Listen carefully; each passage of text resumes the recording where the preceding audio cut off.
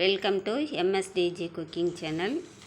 இன்றைக்கி நம்ம என்ன வீடியோ பார்க்க போகிறோன்னா, பாவக்காய் பக்கோடா கசப்பே இல்லாமல் நல்லா மொறு மொறுன்னு டேஸ்டியாக எப்படி செய்யறதுன்னு வாங்க வீடியோக்குள்ளே போய் பார்க்கலாம்.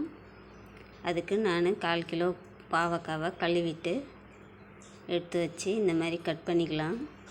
ரொம்ப தடிசாகவும் இல்லாமல் ரொம்ப மெலிசாகவும் இல்லாமல் நல்லா ரவுண்டாக கட் பண்ணிக்கலாம். இந்த சைஸ்க்கு இருக்கணும். ரொம்ப மெலிசாக போட்டாலும் ரொம்ப தீஞ்ச மாரி ஆகிடும். இந்த அளவுக்கு எல்லா பாவக்காயும் கட் பண்ணிவிட்டு காமிக்கிறேன். இந்த மாதிரி கட் பண்ணிக்கலாம். இப்போ இந்த பாவக்காவை ஒரு பாத்திரத்துக்கு மாற்றிக்கலாம். பிடிக்காதவங்க கூட கேட்டு வாங்கி சாப்பிடுவாங்க இந்த பாவக்காய் பக்கோடா. இந்த மாதிரி பாத்திரத்தில் மாற்றிட்டு இப்போ 1 ஸ்பூன் கல் உப்பு போட்டுக்கலாம். எந்த உப்பாக இருந்தாலும் பரவாயில்ல. உப்பு 1 ஸ்பூனு, சின்ன ஸ்பூனில் 1 ஸ்பூன் மஞ்சத்தூள் போட்டு எல்லாத்தையும் பாவக்காவோட மிக்ஸ் பண்ணிக்கலாம். கொஞ்சமாக லைட்டாக தண்ணி தெளித்து, ஏன்னா கல் உப்பு போட்டுக்கிறதால பாவக்காயில் ஊறணும். அதனால் லைட்டாக தெளித்து 2 டைமு பாவக்காவை பிரட்டி விட்டுடலாம். இந்தமாரி செய்யும்போது கசப்புலாம் இருக்காது. இந்த மாதிரி பிரட்டி விட்டு இது ஒரு 20 நிமிஷம் மூடி போட்டு ஊற வச்சிடலாம். ஊற வச்சுட்டு 20 நிமிஷம் கழித்து ஒரு 3 டைம் நல்லா தண்ணி ஊற்றி அலசிடலாம். நல்லா சுத்தமாக பாவக்காவே கசக்காது. இந்த மாதிரி செஞ்சால் நல்லா 2-3 வாட்டி நல்லா தண்ணி ஊற்றி நல்லா கழுவிட்டு இந்த மாதிரி எடுத்து வச்சிடலாம். வேறு ஒரு பாத்திரம் எடுத்துக்கிறேன்.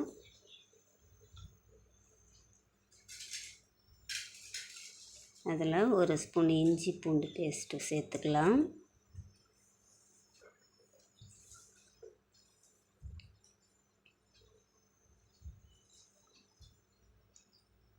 கடலை மாவு ஒரு 3 ஸ்பூன் அளவுக்கு சேர்த்துக்கலாம். பெரிய ஸ்பூன் தான் 3 ஸ்பூன் கடலை மாவு. இது கரெக்டாக இருக்கும். 3 ஸ்பூன் வரும்.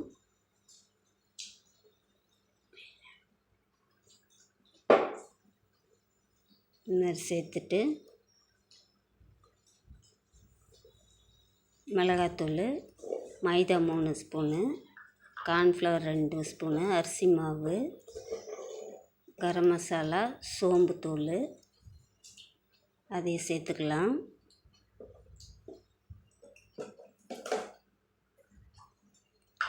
பாவக்காயில் உப்பு போட்டிருக்கிறதால இந்த மசாலாவுக்கு மட்டும் உப்பு சேர்த்துக்கலாம். 1/2 ஸ்பூன் சேர்த்துக்கிட்டேன்.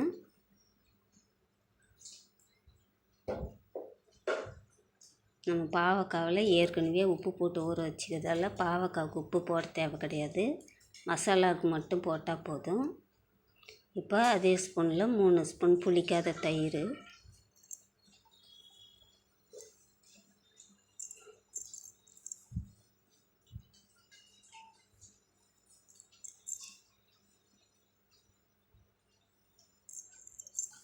சேர்த்து எல்லாத்தையும் கையிலே மிக்ஸ் பண்ணிக்கலாம். கட்டி இல்லாமல் ஒரு 2 பிஞ்ச் அளவுக்கு கேசரி பவுடரு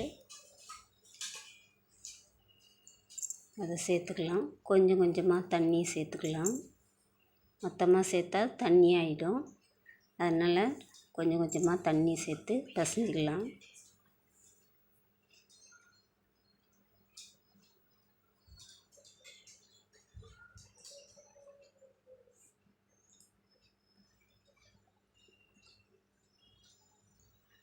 இந்த மாதிரி கட்டி இல்லாமல் கலந்துட்டு இந்த அளவுக்கு இருக்கணும். இப்போ நம்ம அலசி கழுவி வச்ச பாவக்காவை சேர்த்துக்கலாம். அது மசாலா கூட சேர்த்து மசாலா வந்து எல்லா காயிலையும் படுற மாதிரி மிக்ஸ் பண்ணிக்கலாம்.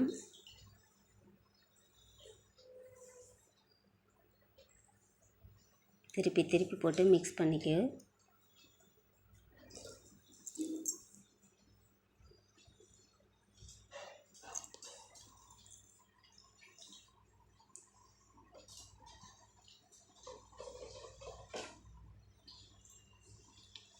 இந்த மாதிரி வச்சுக்கிட்டு ஒரு பாத்திரத்தில் ஒரு கடாயில் எண்ணெய் ஊற்றி சூடு பண்ணிக்கலாம்.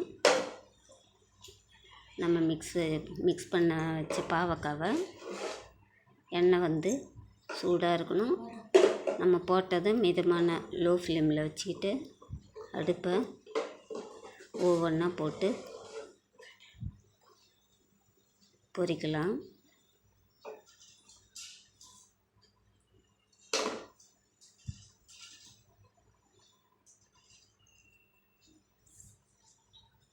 இந்த மாதிரி செய்யும்போது கசப்பு தெரியாது. நல்லா மொறுமொறுன்னு டேஸ்ட்டாகவும் இருக்கும். நம்ம ஸ்வீட் கடையில் வாங்குகிற மாதிரி பக்கோடா.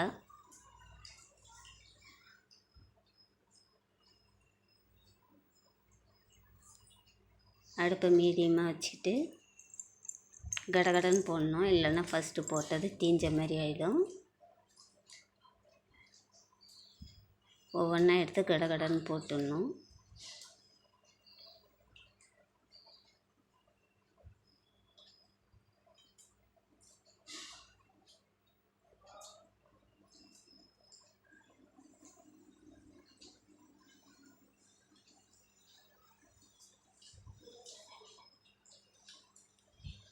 போட்டுட்டு ஒரு நிமிஷம் ஆனதும் பிரட்டி அடுத்த பக்கம் திருப்பி போட்டு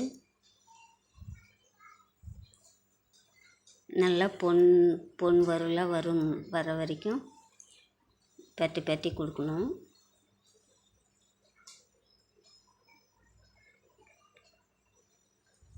நல்லா கோல்டன் ப்ரௌனாக வந்து அந்த பபிள்ஸ்லாம் அடங்கினதுக்கப்புறம் நம்ம எண்ணெயிலேருந்து எடுக்கணும். அப்போ தான் நல்லா மொறுமொறுப்பாக இருக்கும்.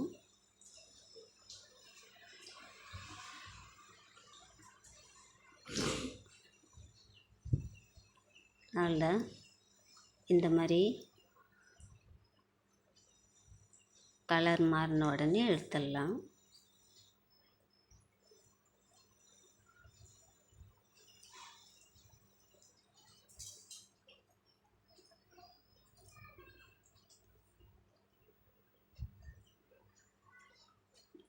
நம்ம பாவக்காய் பக்கோடா சூப்பராக மொறுமொறுப்பாக ரெடி ஆகிடுச்சு. இந்த வீடியோ பிடிச்சிருந்தால் லைக் பண்ணுங்கள், ஷேர் பண்ணுங்கள், கமெண்ட் பண்ணுங்கள். MSDG குக்கிங் சேனலுக்கு சப்ஸ்கிரைப் பண்ணுங்கள். தேங்க்யூ.